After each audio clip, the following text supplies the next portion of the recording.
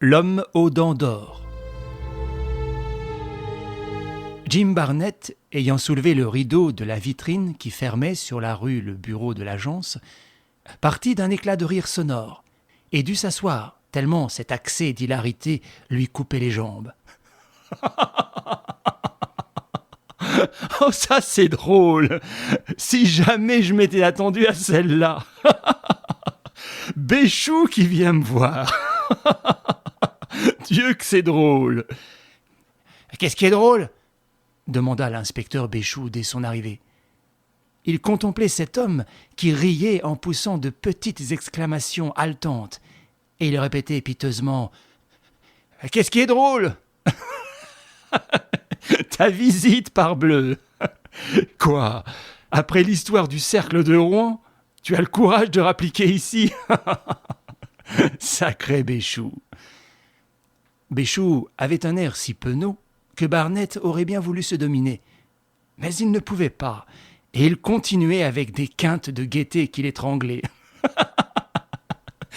Oh, excuse-moi, mon vieux Béchou, c'est si rigolo.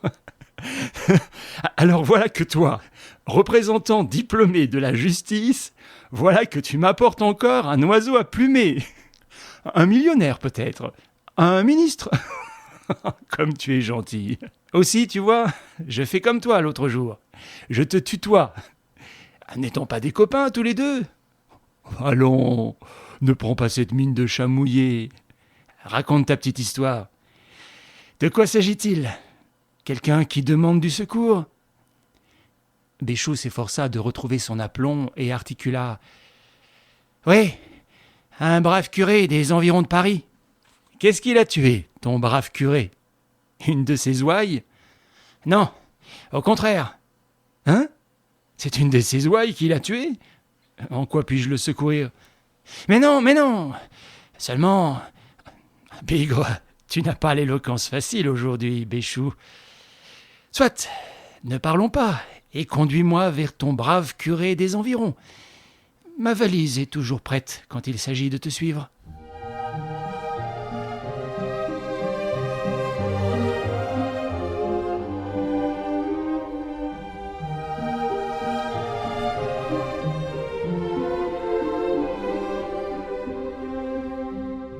Le petit village de Vanneuil s'éparpille au creux et sur les pentes de 3 collines qui forment à sa vieille église romane un cadre de verdure.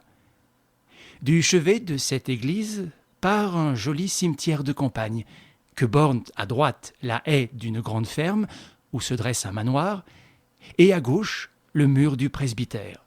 C'est là, dans la salle à manger de ce presbytère, que Béchou mena Jim Barnett et qu'il le présenta, comme un détective pour qui le mot impossible n'existait pas, à l'abbé de Sol.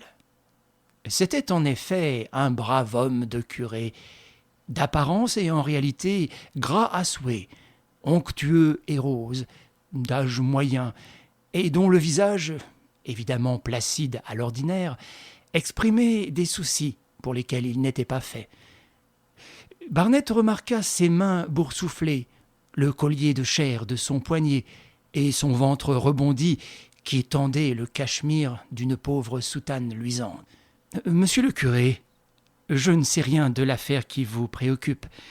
Mon ami, l'inspecteur Béchou, m'a dit simplement qu'il avait eu l'occasion de vous connaître jadis. Voulez-vous maintenant me donner quelques explications, sans vous perdre dans des détails inutiles ?» L'abbé de Sol avait dû préparer son récit, car sur le champ et sans hésitation, tirant du fond de son double menton une voix de basse chantante, il commença. « Sachez, monsieur Barnett, que les humbles des servants de cette paroisse sont en même temps gardiens d'un trésor religieux qui, au XVIIIe siècle, fut légué à notre église par les seigneurs du château de Vanneuil. 2 ostensoirs d'or, 2 crucifix, des flambeaux, un tabernacle. Il y a là, hélas, dois-je dire, il y avait là 9 pièces de valeur que l'on venait admirer de 20 lieues à la ronde. Pour ma part... » Nous espérons que vous avez apprécié cet aperçu. Pour continuer à écouter ce livre audio sur Google Play Livres, utilisez le lien dans la description de la vidéo.